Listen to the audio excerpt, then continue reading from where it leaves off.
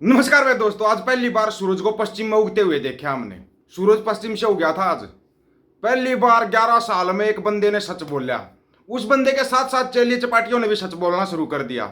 11 साल में पहली बार हमारे देश के प्रधानमंत्री माननीय श्री नरेंद्र मोदी साहब ने पहली बार सच बोला। सच, ये अलग बात है ये सच किसके दबाव में बोला और क्यों बोला ये नहीं सोचना है, लेकिन सच बोला। उनके साथ ही मंडी की एमपी श्रीमती कंगना रनौत जी, उन्होंने भी सच बोल दिया। उन्होंने भी साथ के साथ सच बोल दिया, लेकिन यह सच अंधभक्तों को हजम नहीं होगा। दोनों का बोला हुआ सच। अंधभगत अनाथ हो गए हाथ से, अनाथ हो गए बेचारे अंधभगत। कोई गो रक्षक बना हुआ था, कोई कुछ रक्षक बना हुआ था। मोदी जी ने तो एक झटके में धोके रख दिया, और एक ही झटके में धोकर रख दिया कंगना रनौत ने। अगर आज के बाद कोई कमेंट में टंगना उठाओ तो नहीं लिखेगा भाई पहली बार सच बोलिया है हिम्मत करके। कहीं वो फिल्म तो नहीं पिटगी जिस भरोसे के ऊपर फिल्म बनाई थी कि अंधभगत मेरी फिल्म को चला देंगे। वो तो कारण नहीं है। मोदी जी कहीं ट्रंप का दबाव तो नहीं मान गए हो? ज्यादा दबाव मान गए या गर्मी से बोंदड़ गए हो? गर्मी ज्यादा है, सबको पता है भाई। गर्मी इतनी गर्मी में कुछ भी हो सकता है। इतनी ज्यादा गर्मी में भाई आदमी जाने अनजाने कुछ भी बोल देता है। कहीं टेलीप्रॉम्प्टर तो फेल नहीं हो गया था जो इतना सच बोलना पड़ गया आपको? बड़े कमाल का, दोनों का सच बड़े कमाल का है भाई। हम तो सुन के हैरान रह गए कि यार इतना तगड़ा सच भी बोल देते हैं ये। भले इंट्रो मत दो, लेकिन आपने कुछ तो पहले तो ना एक छोटा सा सच सुनो। हम कहेंगे ना तो धर्म के खिलाफ कहोगे। मोदी जी की बात तो मानोगे ना अंधभक्तो? पापा की बात नहीं मानोगे तो फिर तुम नालायक हो। फिर वही बात आएगी, फिर गंदी औलाद मजाना सवाद। वो डायलॉग याद रखना। देखो पहली बार सच बोला हिम्मत करके। अपने आप को बड़ा गौरक्षक मानते हैं, उनका जरा डोजियर तैयार करो। 70-80% ऐसे निकलेंगे जो ऐसे गोरख धंधे करते हैं जो समाज स्वीकार नहीं करता है, लेकिन अपनी उस बुराइयों को से बचने के लिए ये गौरक्षा का चोला पहन करके निकलते हैं। सुनिया? मैं राज्य सरकारों को अनुरोध करता हूं हाँ, कि ऐसे जो स्वयंसेवी निकले हैं, अपने आप को बड़ा गौरक्षक मानते हैं, उनका जरा डोजियर तैयार करो। 70-80% ऐसे निकलेंगे जो ऐसे गोरख धंधे करते हैं जो समाज स्वीकार नहीं करता है। मतलब कि सभी राज्य सरकारों को मोदी साहब आदेश दे रहे हैं जो गोरक्षक बने फिर रहे हैं। ये किसी को गाड़ी में डाल कर आग लगा देते, कुछ कर देते, कुछ कर देते हैं। भले इनका ना डाटा चेक करो, सारे गोरख धंधे यही लोग करते हैं जो स्वयं सेवक बने हुए घूम रहे हैं ना। स्वयं सेवक से याद आया, आरएसएस भी तो स्वयं सेवक है ना, राष्ट्रीय स्वयं सेवक संघ आरएसएस भी तो। और जीवन गुप्ता जो जालंधर उपचुनाव सीट के ऊपर खड़ा है, जीवन गुप्ता, वो आरएसएस का खास है जो बीजेपी की तरफ से खड़ा है। अब उसको पंजाब वाले भुगतेंगे, उनको अगर पंजाब के अंदर आरएसएस लेकर आनी है तो उसको जिता लेंगे। लेकिन अंधभक्तों एक बात बताओ, ये गोरक्षक सच में गलत काम करते हैं क्या? मोदी जी बोल रहे हैं, हम नहीं बोल रहे ये बात।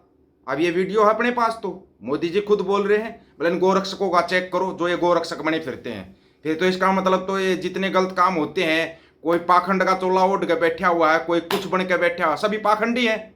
सभी पाखंडी है। मोदी जी तो यही कहना चाहते हैं। अब आप लोग समझो मत समझो, लेकिन कहने का मतलब तो यही निकलता है। कंगना रनौत तो और 4 कदम आगे निकल गई भाई। यथा राजा तथा प्रजा 2014 के बाद पता नहीं कैसे अकल आ रही है, वो भी बताएंगे आपको। ये अकल ऐसे नहीं आई, यह अकल कैसे आई है, ठीक है ना? अकल आई भी तो कैसे आई। कंगना रनौत बीजेपी सांसद, उनका बयान है, न्यूज 24 के ऊपर सुना था बयान, और अभी भी है, किसी को चाहिए तो ले लेना, ठीक है ना? मुस्लिम का नाम आया कि बीजेपी वाले लोगों की लॉटरी लग जाती है। मतलब मुसलमान का नाम आते ही बीजेपी वालों की लॉटरी लग जाती है। बस हिंदू मुस्लिम करते रहते हैं, खुद सबका साथ सबका विकास कहते हैं और खुद ही लोगों को आपस में बांटते हैं। ये कुछ से ज्यादा तो नहीं हो गया डोज? अंग्रेजों के जैसे फूट डालो राज करो की नीति अपनाते हैं, गंदी राजनीति करते हैं। लेकिन अब लोग बीजेपी की गंदी राजनीति को समझ चुके हैं। ये सांसद कौन सी पार्टी से है भाई? मंडी वालों, ये तो बीजेपी की पोल पट्टियां उखाड़ रही है। इसका पूरा इंटरव्यू सुनो जाके न्यूज 24 के ऊपर।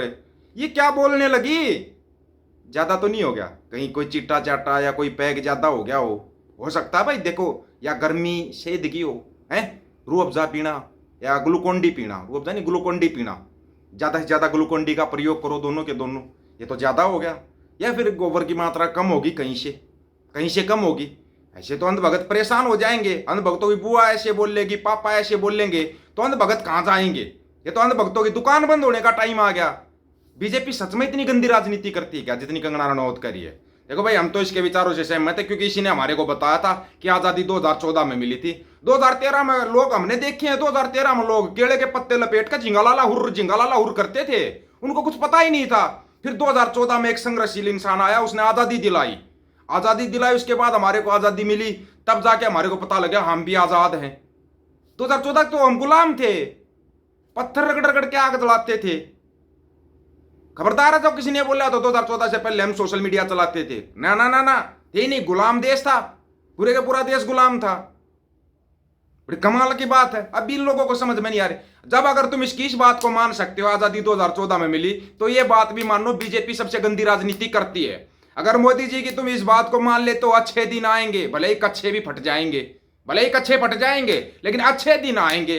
तो इस बात को भी मान लो, ये जितने स्वयं सेवक बने घूम रहे हैं आरएसएस से, और जितने गोरक्षक बने फिर रहे हैं, सारे के सारे गलत काम करते हैं, इस बात को भी मान लो।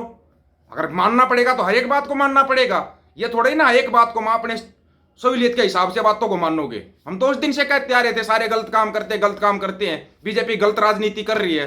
अब तो अपनी बुआ जी की तो मान लो। तुम जब अगर एग्जाम में ये लिख के आते हो कि झांसी की रानी का पूरा नाम बताओ, तो तुम लिख के आते हो मंडी से member of parliament Shrimati Kangana Ranaut ji. तुम्हारी नजर में वही झांसी की रानी है। उस झांसी की रानी की जब इतनी बात माननी, तो ये बात भी मान लो। बीजेपी गंदी राजनीति करती है, मानना पड़ेगा। देखो, आपको भले ही प्रेशर हो ऊपर से, चाहे डोन 2 का प्रेशर हो, किसी का प्रेशर हो, लेकिन मान लो कम से कम भक्तों, मान लो इस बात को, तो कुछ तो मान लो। या ऐसे ही बुआ बना के फिरते हो, ऐसे ही पापा बना के फिरते हो। असल में तुम्हारा एक ठिकाना तो है नहीं, तुम कल किसी और को पापा बना लोगे, किसी और को बुआ बना लोगे। तुम्हारी औकात ही इतनी है, इतनी औकात है तुम्हारी। मुसलमानों से तुम चिढ़ते हो, सिखों से तुम चिढ़ते हो। सिखों से सबसे ज्यादा गोबर खारिया चिढ़ता है ना। देखो, गोबर खारिया का पॉइंट जायज है, उसका हम समर्थन करते हैं। वो सिखों से नफरत कर रहा है, उसका हम समर्थन करते हैं, पूरा उसका हक है नफरत करने का। यार, पूरा पूरा घर बर्बाद कर दिया बेचारे का एक सिख ने। लेकिन एक सिख ने किया था, सभी ने तो नहीं किया था ना। फिर उसे एक के पीछे पड़ता, सभी सिखों को ये खालिस्तानी हैं, आतंकवादी हैं, ये कर देंगे, घर में घुस के ये कर देंगे, ये देखो कराची पे कब्जा, लाहौर पे कब्जा। वही चिल्लाने वाला गोबर खारिया, ये तो तुम्हारे हीरो हैं, हम इनको अपनी जूती की नोक के बराबर भी नहीं समझते। जितनों को तुम हीरो समझते ना, उनको हम अपनी जूती की नोक के बराबर नहीं समझते। सही मायने में अगर हीरो है ना कोई, पूरे ब्रह्मांड में अगर कोई हीरो है, दशमेश पिता गुरु गोविंद सिंह महाराज हैं। हीरो नहीं पूरी दुनिया के पिता, कोई और पिता कोई नहीं है, सिर्फ वो पिता हैं, दशमेश पिता गुरु गोविंद सिंह महाराज। गुरु ग्रंथ साहिब से बड़ा कोई गुरु नहीं है, बाबा नानक की दी हुई शिक्षाओं से बड़ी कोई शिक्षा नहीं है। सच्चाई यही है। आज मानो, कल मानो, या 10 दिन बाद मानोगे तुम 100 जूतियां भी खाओगे, 100 प्याज भी खाओगे, गारंटी के साथ अपनी। ये तुम्हारे बाबा बोंदड़ के, तुम्हारी बुआ बोंदड़ की, पता नहीं क्या क्या बोलने लगे, उल जुलूल बोलने लगे। अब तुम कहां जाओगे? देखो भाई, हमारी तो कुछ समझ में आ नहीं रहा। हम तो मान लेते, हम तो इनकी ये भी मान लेते, हम तो ये भी मानते हम विश्व गुरु हैं। हम ये भी मान लेते सबके खाते में 15 लाख आ गए, स्मार्ट सिटी बन गया, फलान हो गया, ढिमकान। हम सारी बातें मान लेते इनकी, तो हम तो ये बात भी मानेंगे तुम गलत काम करते हो। आप लोगों की क्या राय है? अपनी राय रखना, आपकी राय का इंतजार रहेगा। सभी साथियों को राम राम, नमस्कार, आदाब, सत श्री अकाल। वीडियो को ज्यादा से ज्यादा शेयर, चैनल को सब्सक्राइब और बेल आइकन को जरूर दबाना दोस्तों। ऑफिशियल दीपक भोजी यूट्यूब चैनल, बात हक और सच की करेंगे, हक सच की बात हम करेंगे। वीडियो को शेयर करने की जिम्मेवारी आप लोगों की है। गज के आखो वाहेगुरु जी का खालसा, वाहेगुरु जी की फतेह।